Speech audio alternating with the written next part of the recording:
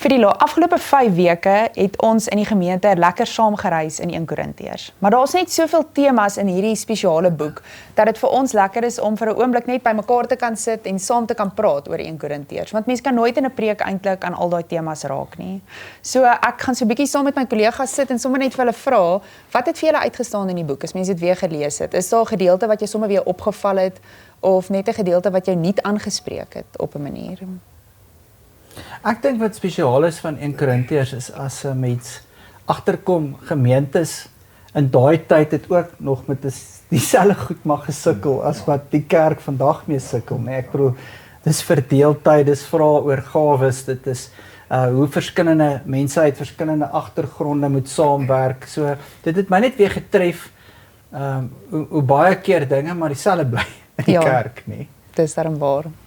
En die groot goed eintlik in daai tyd is vandag nog steeds maar die groot goed eintlik. Partykeer in gemeentes, nê? Soos as mens dink aan die hele debat om gawes, om profeseë, as ons dink aan hoe hulle gesukkel het maar om regtig liefde te kan wys.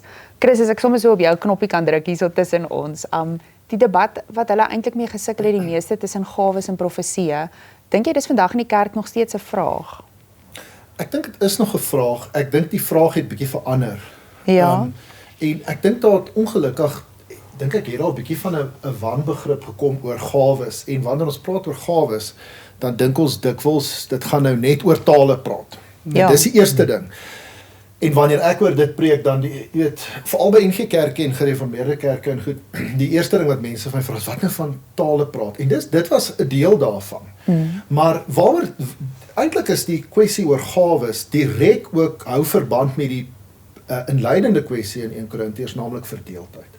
Hulle was verdeeld onder mekaar oor die leiers, ek is vir Apollos, ek is vir Paulus, en dan sê die geestelikes, ek is vir Christus, jy weet. Ja. En, maar dit was dieselfde met die gawes, want hulle het gedink, die wat in tale praat, is beter as die wat ander gawes het, Ja. jy weet. En dis ook hoekom, as jy kyk na die orde van die gawes, in 1 Korintiërs 12, dan sit hy tale laaste. Maar dan in 1 Korintiërs 13, wanneer hy praat oor die liefde, wat beter is as al die gawes, Ja. dan sit hy dit eerste. So dis baie duidelik, dat eintlik waaroor hy praat, is juis hierdie verdeeldheid, en hierdie gevaarlike, jy weet, hiërargie. Net een laaste ding, daar's 'n interessante eksegetiese ding, in 1 Korintiërs 12, as ek sê eksegetiese ding, dan bedoel ek iets in die teks en iets in die Grieks, wat jy nie altyd optel in 'n vertaling nie. As jy 1 Korintiërs 12 lees, dan begin hy deur te sê, en aangaande die geestelike gawes. Ek weet nie of jy dit toe nog gesê het, ek en jy het daaroor gepraat. Ja, ja.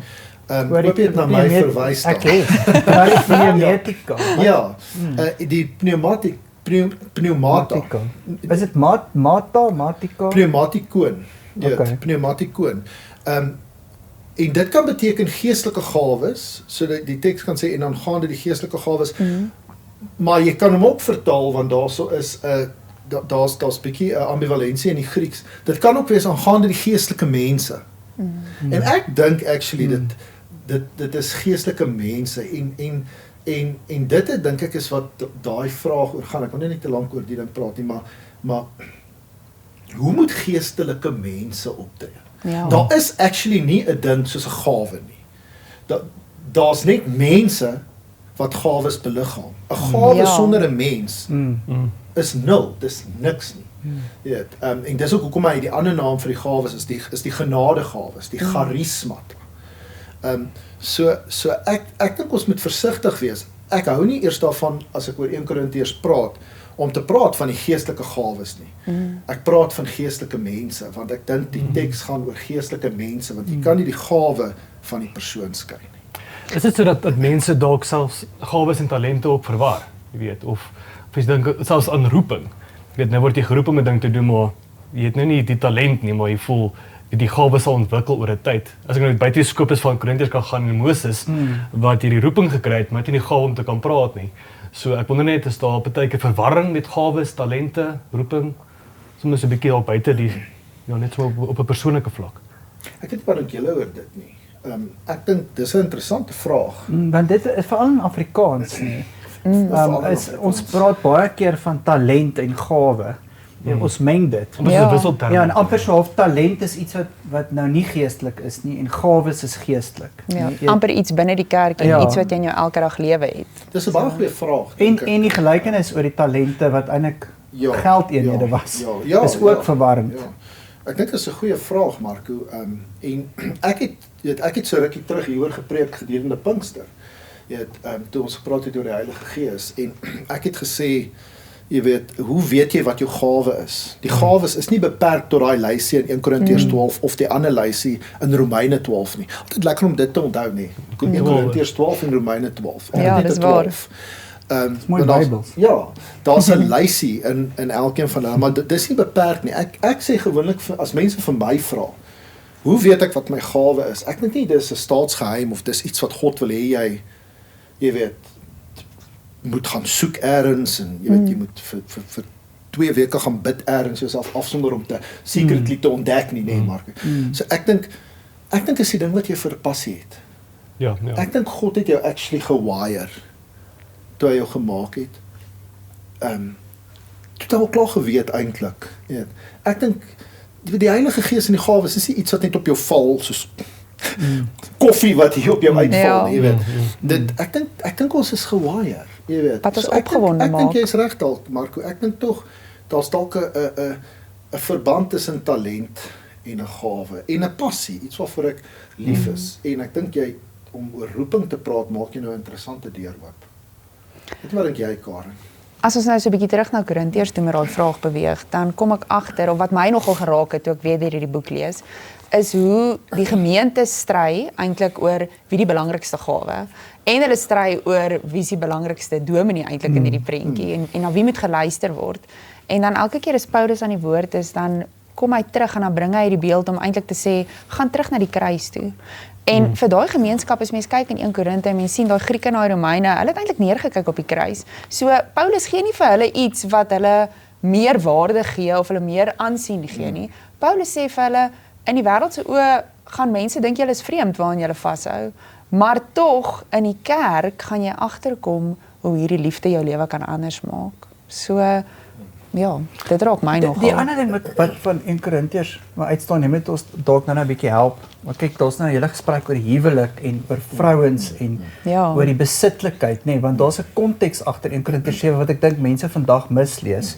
Maar soos kan ook nou 'n bietjie daar praat, maar die ding van 1 Korintiërs 11 in die nagmaal. Ek het nou die dag weer iemand gekry wat my bel en sê hulle het nou hierdie 'n kursusie van die jaar 80 iewerster wat hulle moet aanbied in 'n gemeente en die 1 Korintiërs 11 verduideliking daarin is nou, jy weet dat as jy nou hierdie gaan doen dan en jy's nou sondig in jou hart en jy eet die nagmaal, dan gaan jy siek word, nee, as jy dit nou letterlik lees, lees hulle daai ding so, jy weet, en God straf jou as jy nou die nagmaal verkeerd gebruik, en in die ou dae het mense mos altyd soos, hulle het nog Saterdag aande by mekaar gekom, dat hulle voor die Sondagse nagmaal nog 'n diens gehad, sodat jy nou eers alles mooi bely, en as jy iets gemis het, en jy eet na die nagmaal die volgende dag, want jy na die kans om siek te word, staan, die Here gaan jou nou straf. Maar die mooi ding vir my van 1 Korintiërs 11 is net, gaan eintlik daaroor dat mense is uitgesluit. Dit was die verkeerde ding. Arme mense wat eers laat van die werk af gekom het en so is uitgesluit. En in daai tyd het die ryk mense, by wie se huis dit was, het al die brood opgeëet, want dit was eintlik 'n ete, dit was nie soos wat ons nou vandag dink, net 'n ou broodjie, dit was 'n ete, 'n liefdesmaal, en dan op die einde van die dag sluit jy mense uit deur nie vir hulle daarvan te hê nie, en lyk my te veel van die ryk gelowiges het bietjies te veel wyn gevat daar op 'n Saterdag, 'n Sondagmiddag.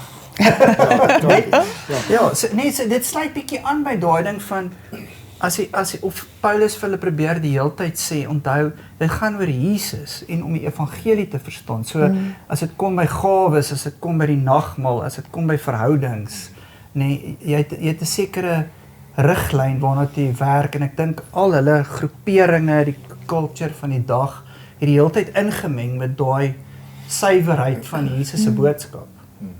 Ja, ek dink as jy een oorkoepelende tema vir 1 Korintiërs of probleem, nie dalk 'n tema nie, maar een probleem dink ek wat deurlopend eintlik met alles deurgaan, is dit hierdie kwessie van sosiale verhoudings en stratifikasie. Yes. Jy weet, Jy moet net verduidelik wat beteken ja.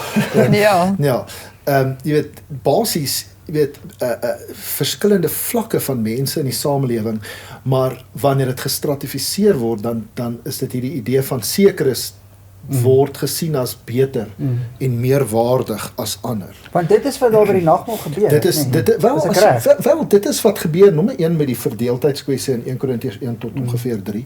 Dit is presies wat gebeur by die nagmaal, want hulle wag nie vir mekaar nie, want jy weet, dit is mense wat nog moet werk, mense wat en dit is toevallig ook die kwessie by die gender, mans en vrouens. Dis ook selfs by die huwelik dink ek 'n kwessie. Want jy is interessant as jy kyk, daai 1 Korintiërs 7 gaan oor die huwelik, maar daar's ook 'n bietjie slawerny in. En uiteraard oor die gawes en natuurlik by die opstanding. Want dit is die groot boodskap van 1 Korintiërs 15 nou weer. Ja. Dat die opstanding is half 'n equalizer. Jy weet. Ja. Ek dink dit is waardevol net baie keer om ook te onthou dat hierdie mense in huise bymekaar gekom het. En dis hoekom dit eintlik so groot sosiale probleem baie keer met van hierdie goed was, want hulle het op 'n manier in die publiek funksioneer en op 'n manier in hulle privaat omgewings gefunksioneer. En dis eintlik die teks van die vrou eintlik waar om iets op haar kop te sit is omdat hulle eintlik by die huis altyd loshare kon gehad het en in die publiek eintlik iets op hulle kop kon gehad het, maar nou het hulle begin kerk hou in mekaar se huise en nou is die vrouens in die huise ewe skielik en nou kan hulle maar leef soos wat hulle altyd in die huise geleef het of moet hulle dit anders doen? As ek daai gedeeltes lees, dan kom ek agter dat Paulus gee so mooi vir daai gemeente raad oor hoe om net hulle elke dag lewe te hanteer en mekaar in ag te neem om te kan verstaan. En om ook sag te wees teenoor die mense wat nog nie alles verstaan nie. Ook. So Sê 'n bietjie iets oor 1 Korintiërs 7, die slawerny, die besitting ding wat agter die ding lê. Ja, dit is 'n baie interessante teks daai. Wat interessant is natuurlik, jy weet, die ding van 1 Korintiërs wat hom bietjie moeilik maak vir mense. 1 Korintiërs, ek het toevallig vir die wat dit nou nie weet nie, my meestersgraad was op 1 Korintiërs. So 1 Korintiërs het 'n spesiale plek en ek doen nou nog baie navorsing. Ek is nou besig met 'n groot projek oor 1 Korintiërs in die vroeë kerk. Wat een van jou meesters? Nee, ek het nie een. Maar jy het net wat 4 doktorsgrade waarskynlik. Nou waar is ons nou? Ons is jammer. Ons het vir hom gesê hy moenie homself wees nie. Dis is slim. kan homself nie inhou nie. Maar jy weet daar's 'n baie interessante kwessie daar by 1 Korintiërs 7 en daar's 'n groot vraag. 1 Korintiërs is vol van hierdie eksegetiese vraagstukkies, foute in die vraagstukke. Want een van die goed wat hy by 1 Korintiërs 7 sê oor die slawe, nou hy nou gepraat het oor die huwelik is as jy 'n slaaf is of jy 'n slaaf is of jy vry is, moenie dat dit jou pla nie. Maar as dit moontlik is, die vers is moeilik om te vertaal. Maak gebruik daarvan in die Grieks. Ek vertaal dit nou baie letterlik. Ons noem dit 'n brachiologie in die Grieks. Moenie worry oor wat dit is nie. Dis beteken eintlik net 'n weglating. So wat ons oor vra is, wat sê Paulus eintlik? Sê hy vir slawe, as jy kan vry word, maak gebruik van vrylating of maak gebruik van jou slawerny. Met ander woorde, wees maar die beste slaaf wat jy kan wees. En is interessant dat in die navorsing en in die scholarship nou vir jare hierdie is en my eie opinie ook is Paulus sê actually vir die slawe, as jy vry kan word vry. Dit is, maar daar's 'n bietjie 'n dispuut.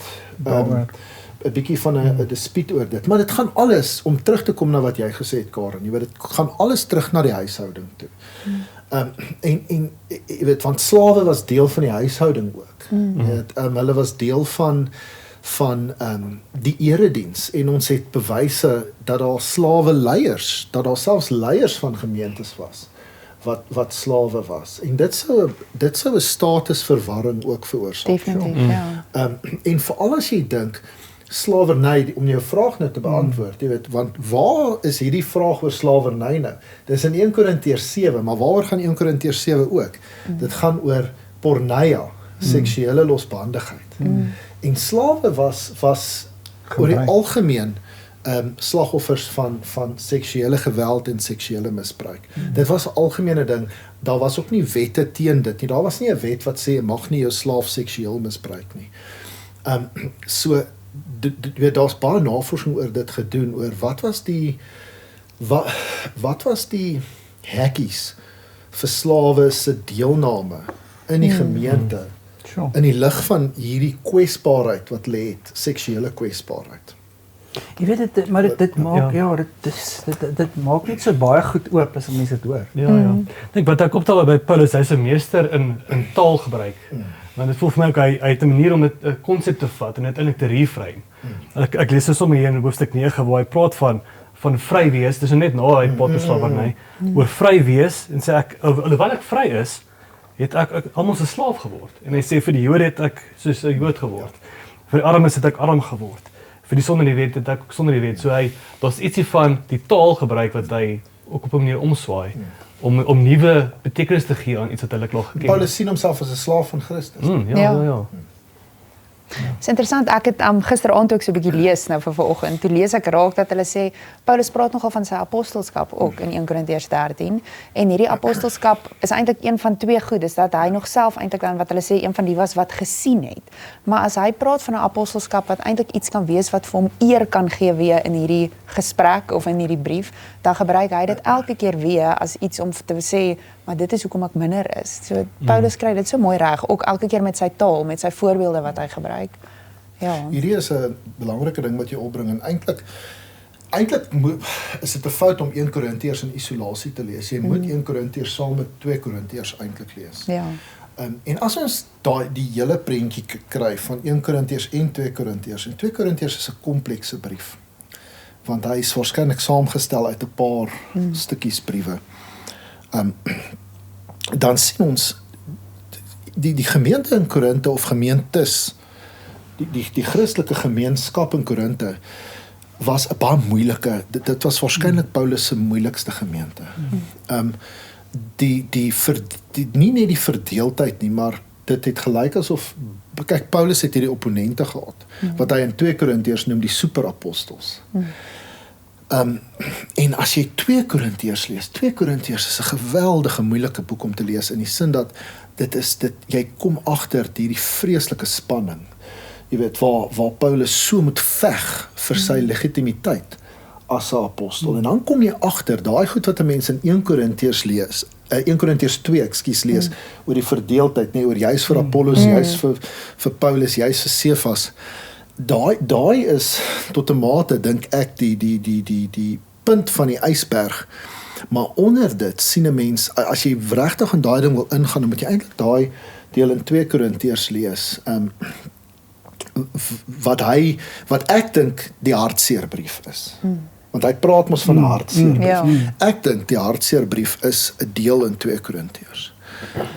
En jy kom agter, dit was 'n baie moeilike omstandighede vir Paulus en of hy gewen het daar is onseker. Wat baie interessant is omtrent, ons weet nie wanneer dit geskryf is nie, maar ons dink is hier in die middel 50s is die Korintiese korrespondensie geskryf. Die Korintiërbriewe is hier in die 50s.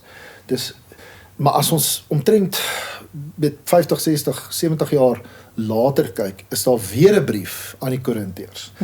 Maar hierdie keer 'n brief van 'n kerkleier met die naam van Clemens van Rome, waar 'n kerkleier in Rome 'n brief skryf na die gemeente in Korinte. En dit is ongelooflik om te sien hoe daai selfde kwessies in 1 en 2 Korintiërs wat jy in ons Nuwe Testament kry, absoluut, hoe dit in daai brief van Clemens aan die Korintiërs verskyn. So dis 'n baie interessante ding as mense 'n bietjie verder navorsing wil doen. Dit is verniet op die internet beskikbaar. Clemens se eerste brief, nie sy tweede brief nie, maar sy eerste brief aan die Korintiërs. Want Chris, is nog nie mense wat sê daar's eintlik 'n brief dalk tussen die twee, tussen 1 en 2 Korintiërs nie, wat hulle dink dalk dat daar nog skrywe moes gewees het nie, as mens kyk. Ja, daar was waarskynlik baie skrywe. En dis maar eintlik dat ons net 1 en 2 Korintiërs het vandag, nê? So 2 Korintiërs is 'n moeilike een. Ja. En vir mense wat nou kyk, dis altyd 'n moeilike ding om te verduidelik. Julle sal nou weet, 2 Korintiërs is waarskynlik nie een brief nie. Nou dit hoef nie vir jou 'n probleem te wees tensy jy dit een maak nie. Okay, dis wat waarskynlik gebeur het is 2 Korintiërs is waarskynlik ten minste fragmente van 3 briewe Okay. Wat saamgevoeg is. Ek doen dit in die woordskool in die woordbaan van Collegio wanneer ons die Korintiër briewe doen dan wys ek vir mense waar die nate sit. Jy kan dit sien.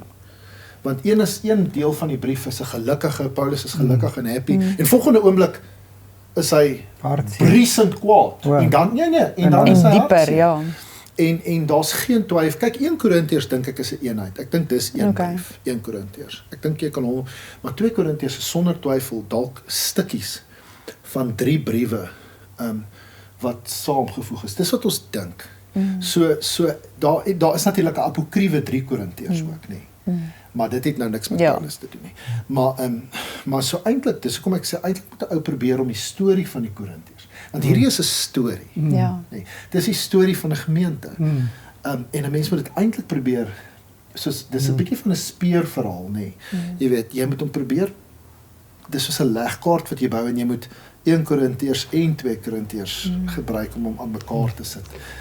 So as ons nou sê, daar's hierdie stukke issues gewees in Korintiërs se briewe en Clemens en amper dieselfde, en ander ook nou net gesê, ons bly nog steeds van dit vandag. Is dit nie ook iets om te sê, hierdie van die goed gaan eintlik nooit opgelos word nie, maar dit is goed dat altyd maar gaan surface. Maar hier is 'n manier om ons dit elke keer kan aanspreek, jy weet, om daarmee saam te leef in plaas van dit nou, ons is nou klaar, ons het al die antwoorde. Ja, maar die vraag is eintlik wat sê dit vir 'n gewone leser vandag? Jy weet waarin lê die geestelike pitkos? Waarin lê die dieper verstaan van wat is die boodskap vir ons vandag? Wat leer ons daaruit? Ja. Ek dink nogal dat as ek deur 1 Korintiërs lees, dink ek Paulus se hart was so sterk heeltyd oor eenheid gewees. En dit is vir my so mooi eintlik as ons kyk en mens sien 1 Korintiërs 12 en 14 is eintlik die gawes, maar dan so in die middel van hierdie gawes debatte wat hulle het, dan kom 1 Korintiërs 13 wat net gaan oor die liefde. En ek dink daai teks is al baie keer verkeerd geïnterpreteer en verkeerd gebruik in die kerk. Maar ek dink daai vat iets van Paulus se hart ook vas vir wat hy vir haar gemeente wou gegee het, vir hoe hy wou gehad het hulle moes lyk en hoe hulle met mekaar moes omgaan. Ja, ek dink daai in Korintiërs 13 is eintlik jy kom agter hy moes beklei. Paulus moes beklei hoor. Hierdie was nie 'n maklike ding nie. Dit voel amper dus mense beklei te mekaar, maar hy sê ons beklei vir Jesus. So ons kan beklei, maar vir iets. Ja, en daarom in 2 Korintiërs natuurlik sê hy ook ons stryd is nie teen vlees en bloed nie, maar dan by al daai goed. En ek dink hy herinner 'n ou daar, maar ek dink dalk preek hy vir homself ook, jy weet. Ja, ek dink net wat een ding wat vir my relevant is, uit net 'n persoonlike oogpunt is om jou eie hart te check. Jy weet, want ek bedoel ons is gereeld in kontekste in gemeentes, in kerke, tussen kerke waar daar verdeeldheid is. Mense is gereeld in kontekste waar jy kan diensbaar wees met jou gawes. So jy is in 'n huwelik, jy kom in 'n kontekste waar daar arm en ryk is, nê. So dit voel vir my in dit alles is die vraag waar's my hart? Is my hart liefde? Is my fokus op Christus? Stel ek hom eerste? Verstaan, fight ek die fight vir hom? Ja. Want ek dink mense vergeet nogal daarvan. Jy weet ek bedoel, dit is nie vreemde nuus nie. Ek bedoel hierdie jaar net in baie kerke is daar verdeeldheid oor sekere kwessies. Dit sal in die toekoms weer so wees en ek dink vir 'n lidmaat van enige gemeente, maak nie saak watter denominasie, jy moet jouself altyd afvra, raak ek so besig met hierdie kwessies en wie my dominee is of nie en wie weet wat ek hieroor dat ek eintlik so vasgevang raak daaraan dat ek eintlik verder weg beweeg van 'n hart wat diensbaar is. Ek dink dit is nogal 'n relevante vraag. Ek dink sommer nie die beskrywing van ek kyk nou in 'n geheimnisvolle beeld te speel. Die einde van 1 Korintiërs 13 te sê ek sien nou nie heeltemal mooi nie, maar dalk moet ek 'n bietjie dieper kyk en dalk kom dit aan die lig. Want dit speel kyk jy tog vir jouself, jy weet dit is En is as jy in 1 Korintiërs 15 kyk, dan kry Paulus eintlik so 'n kans om so 'n bietjie sy eie teologie op die tafel te sit. En as hy daar praat, dan sê hy dit kom maar eintlik alles terug na die kruis en die opstanding. Ja. So asof hy elke keer hierdie gemeente en hierdie mense net wil terugbring na dit om te sê die fokus moet Jesus wees. Die fokus moet wees dat daai kruis in jou lewe ook gebeur. Maar vir ons vandag is die kruis ook 'n iets wat jy op juwele sal sien of so maar en dit klink Paulus maak dit nou 'n baie sterk en mooi simbool, maar dit was nie noodwendig vir hulle so gewees nie of hoe hulle die kruis gesien teen die tyd wat die brief geskryf is. Ja, so die kruis was beslis nie wat dit was in daai tyd soos wat dit nou is nie. Dit is nie iets wat jy om jou nek gedra het Ja, nie. ek onthou nogal 'n preek wat my altyd bygebly. Ek kan nie onthou wie dit preek nie, maar vertel dit 'n storie van jy weet in die Afrika cultures hoe mense mos met bande verbrand is. O ja. En gesacrifices in campusmoorde in Nairobi en so. En dan sê hy niemand het met 'n taai 'n band om hulle nek rondgeloop nie. Dit was dieselfde aversie teenoor die simboliek daarvan. En toe sê hy, julle moet onthou, dit is hoe die kruis vir die antieke mens gevoel het. Hulle het nie die kruis het 'n aversie by hulle geassosieer. Dis 'n baie goeie voorbeeld. Ja. Ek dink laaste ding wat ek sou sê wat regtig belangrik is in uitstaan van 1 Korintiërs vir my is die liggaam. Die liggaam is belangrik. So Jy bedoel soos ons ja, liggaam. jou liggaam, jou fisiese liggaam en hoe jou liggaam nie verwyder kan word van jou geloof nie. Sure. Dis die liggaam wat die vleis eet van die afgode of nie, jy weet, dis die liggaam wat die nagmaal deel, dis die liggaam 1 Korintiërs 7 en die huwelik en die seksualiteit en die slawerny. En natuurlik dan in met die gawes is dit lywe, dis liggame wat die gawes het en laastens natuurlik die opstandingsliggaam. So dit sê vir jou lyf is belangrik. Daai ding is belangrik. Dit ook jy het nie 'n liggaam nie, jy is jou liggaam. Ja. Ja. Ek dink as mens so lekker saamgesels, dan kom mens agter dat daar soveel waarde is om die Korintiërs as 'n boek te lees en in geheel te lees. En nie net sekere kernversies te ken nie, want ek dink dan kan mens so praat hieroor. Dit was baie lekker om julle in te nooi vandag in ons koffiekuier en ek hoop daar sommer nog 'n klomp sulke kuiers saam.